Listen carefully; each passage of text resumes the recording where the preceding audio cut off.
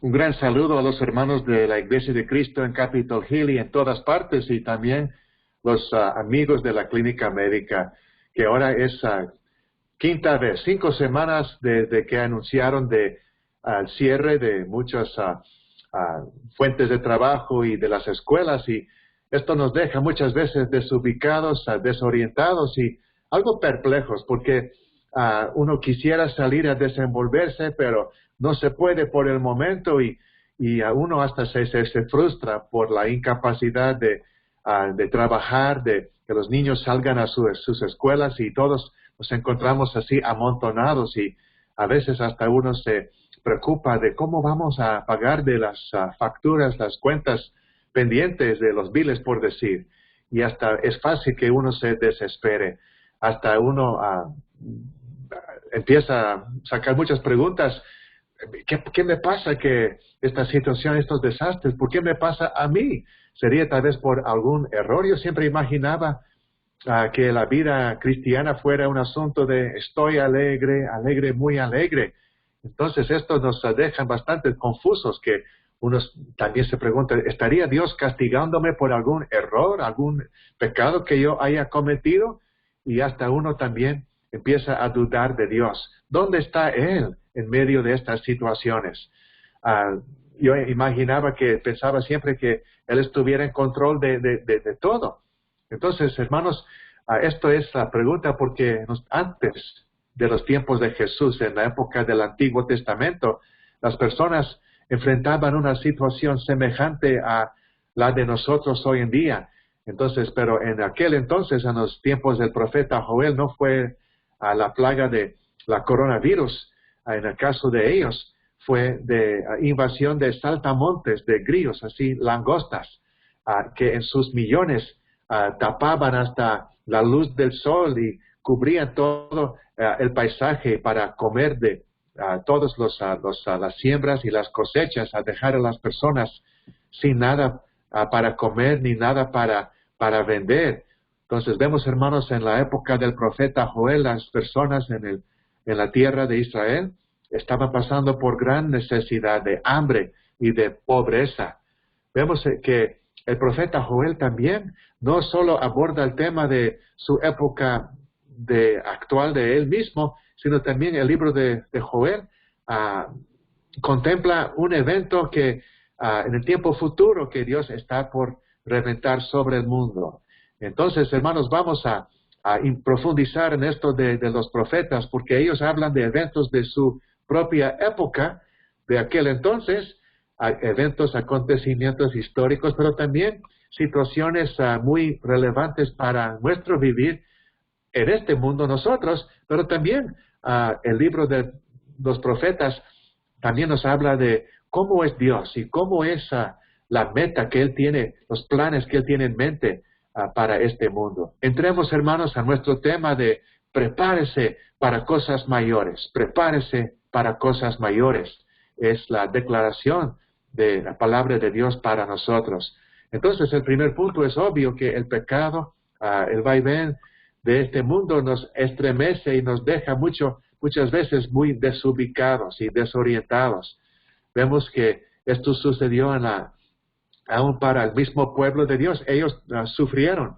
En el capítulo 1, versículos 2 hasta el 4, el profeta exclama, presten atención, habitantes del país, jamás sucedió cosa semejante ni en la época de sus padres.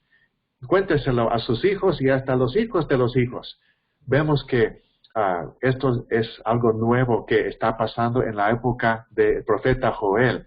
Y nosotros no enfrentamos la plaga de saltamontes, pero plaga de la epidemia de la coronavirus. Y me imagino, me atrevo, si me permite, de opinar que tal vez no es tanto que uno se preocupa nosotros de contagiarnos con esa enfermedad, sino nos sentimos impactados por el cierre de muchas empresas y de las escuelas y el trastorno que eso provoca en nuestra vida, nuestra rutina cotidiana y semanal, y la necesidad que eso provoca en medio de nosotros. Entonces vemos que en el capítulo 1 del profeta Joel habla de, en el versículo 6 en adelante, una nación poderosa un ejército innumerable ha invadido al país. Habla de esta plaga. Y aquí están los estragos, los daños que esos saltamontes han provocado. Desnudó mis vides y arruinó mis higueras. En los versículos 11 hasta en adelante, lloren también ustedes, labradores, viñadores. El trigo y la cebada se han perdido y la cosecha del campo también. Versículo 12, la vid se marchitó, se marchitaron los granados, las palmeras, los manzanos, todos los árboles del campo, y la alegría de la gente se acabó. Vemos, hermanos, gran necesidad que pasaron aquellos. Pero también el profeta Joel no habla de solo esa situación externa, pero para mí en el versículo 5 trae tal vez una clave, un indicio de qué sería el problema interno espiritual dentro del mismo pueblo de Dios. Esto se encuentra en capítulo 1, versículo 5. Despiértanse, borrachos, lloren, giman todos los entregados al vino, porque el vino dulce les fue arrebatado de sus labios. Joel 1:5. Entonces puede ser que los mismos hijos, hijas de Dios, estuvieran ellos en una vida poco agradable a nuestro Señor. El problema, hermanos, de esto de estar uno tomando del licor, del vino, de la cerveza, no es solamente de el trastorno en la mente de uno, no solo de la violencia que provoca muchas veces los abusos y maltratos en el hogar, el mal ejemplo ante los niños, el mal testimonio ante las demás personas. Pero, hermanos, el problema que encontramos en eso de incorporar el licor, el vino, la cerveza en nuestra vida, es que indica una postura sumamente relajada, una vida tranquila, vemos de estarse uno sin ese enfoque, la concentración espiritual, sin realmente la actitud de un soldado de Cristo. Aquí estoy, heme aquí, Señor, para servirte a ti y no a mí mismo. Vemos que esto puede ser un tropiezo para el pueblo de Dios, no solo en aquellos tiempos, pero en nuestra época hoy en día, que estemos metidos en cosas que no traen nada bueno. Y tenemos que cuidarnos de eso, porque nuestro Dios siempre espera que su pueblo, que seamos diferentes que los demás, que nuestro estilo de vida, nuestras actividades recreativas, cuando salimos con nuestros amigos, que brindemos un mejor ejemplo que observamos en los demás. Entonces, esta es la pregunta. ¿Pueden las demás personas en su familia, a los niños, hasta los compañeros de trabajo, pueden hasta los hermanos de la iglesia notar en nosotros algo de el amor de Dios, la mente de Cristo? ¿Pueden nosotros los demás observar la sabiduría de lo alto, buenos frutos, buenos resultados en nuestro diario vivir? Es la pregunta. Entonces, esto nos remite ahora, nos conduce al segundo punto, que Dios quiere ver cambios. Él no se conforma con el pobre rendimiento de sus hijos, ni en aquellos tiempos, ni hoy en día. En el capítulo 1 y el versículo 13, nuestro Dios insta a los de su época, de aquellos tiempos: vístanse, capítulo 1, versículo 13, vístanse de duelo y giman, lamentense, vengan y pasen la noche vestidos de luto, entréguense al ayuno, convoquen asamblea solemne, reúnen a todo el pueblo en la casa del Señor su Dios, que clamen todos al Señor. A ti te clamo, Señor.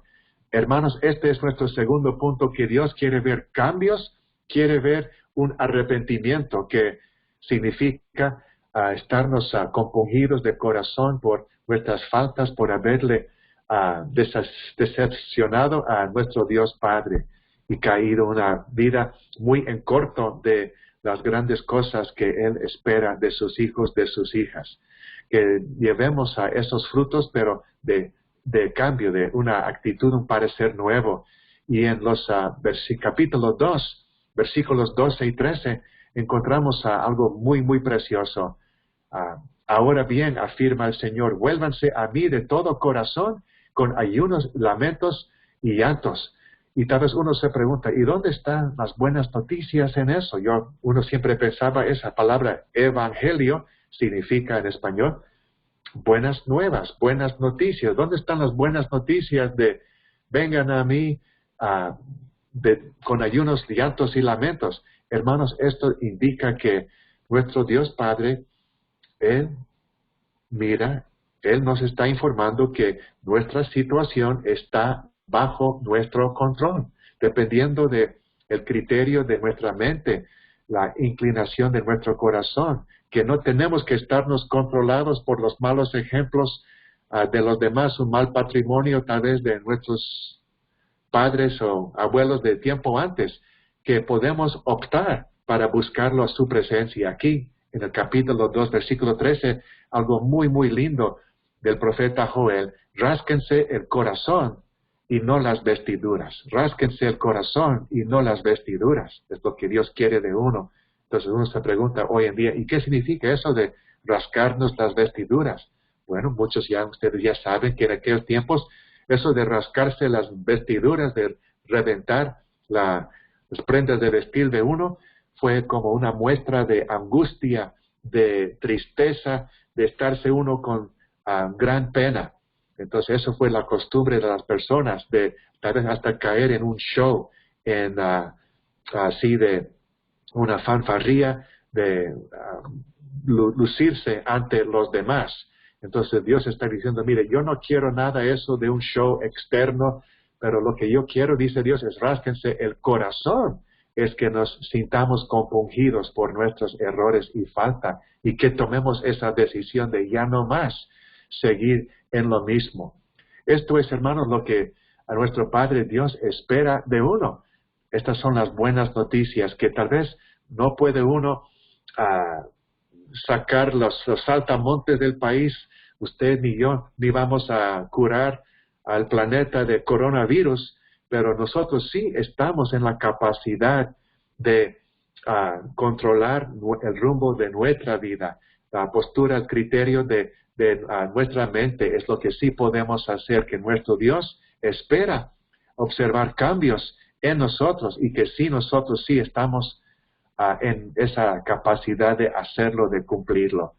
Lo que Dios quiere de nosotros es esto. Entonces, en el último punto es que Dios promete una vida mejor, una situación mejor para sus hijos cumplidos, arrepentidos, obedientes. Hasta Israel, en el resto del capítulo 2, capítulo 3 de Joel, los mismos israelitas, Dios les prometió bendición y castigo para los enemigos y victoria.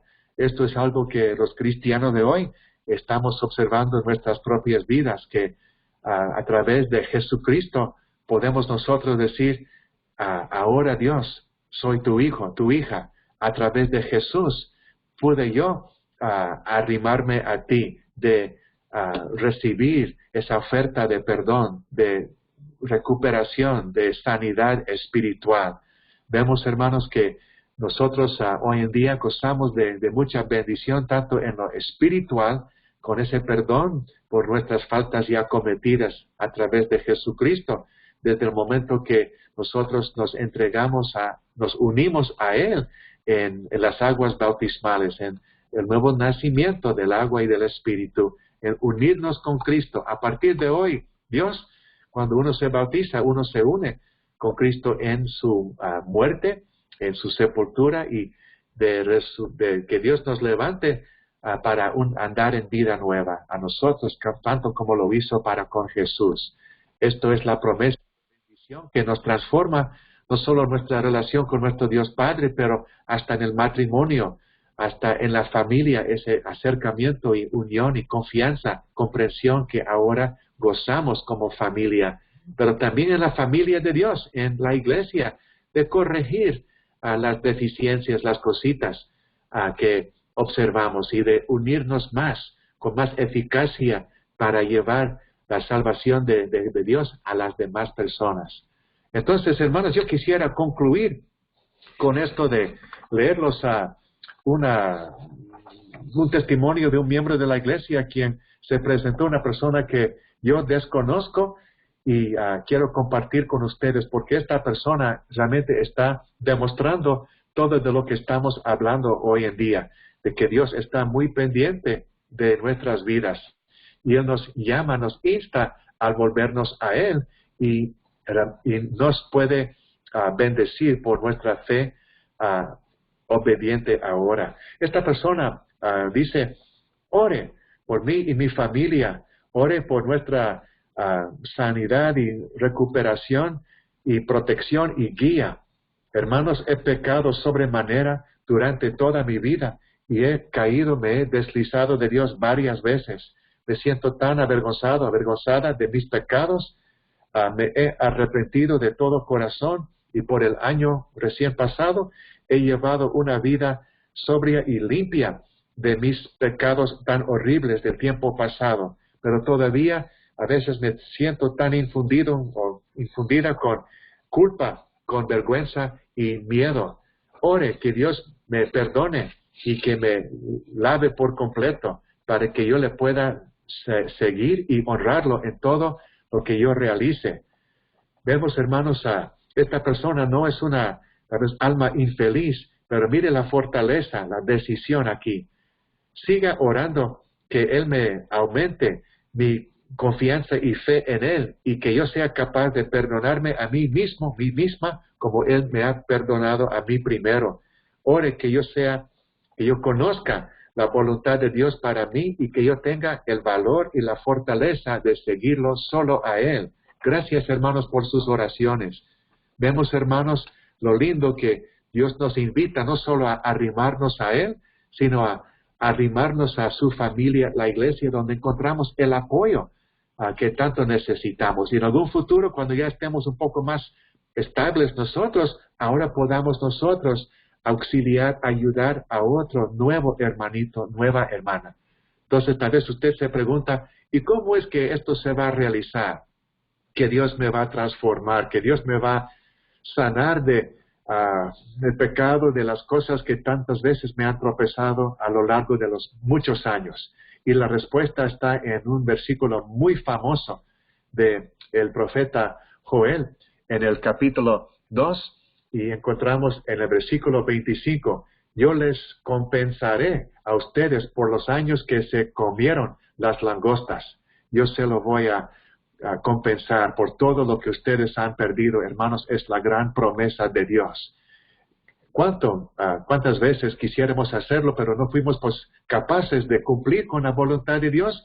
Y aquí está el secreto para terminar ahora, capítulo 2, versículo 28, un versículo que muy famoso, que lo pasaron al Nuevo Testamento. Usted tal vez ya lo reconoce, la promesa desde la antigüedad, de parte del profeta Joel, de parte de nuestro Dios. Después de esto, de estas cosas, derramaré mi espíritu sobre toda carne, sobre toda la humanidad. Los hijos y las hijas de ustedes profetizarán, los ancianos tendrán sueños y los jóvenes tendrán visiones.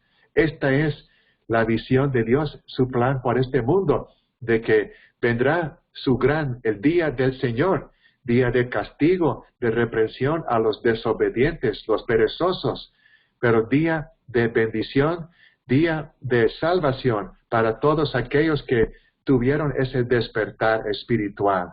Entonces es una promesa que alcanza a todo el mundo, que va a estar no solo bajo la plaga de una enfermedad, pero en aquel día del Señor todo el mundo habrá recibido ese mensaje del Evangelio de Jesús, que nosotros vamos a salir a pregonar por todas partes.